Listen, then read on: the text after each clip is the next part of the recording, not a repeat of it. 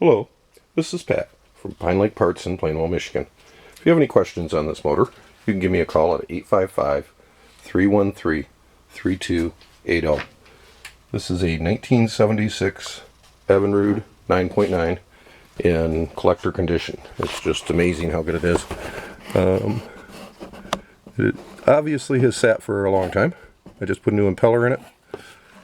Doing a cold start and start. I primed the bulb, got the choke pulled out.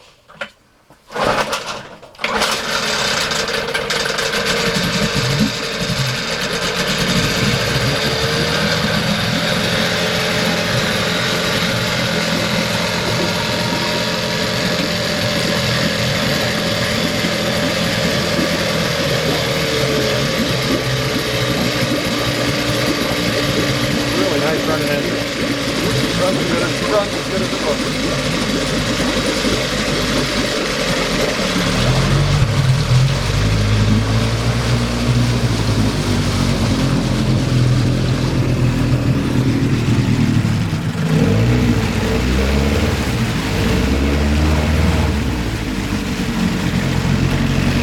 Pumping real good water.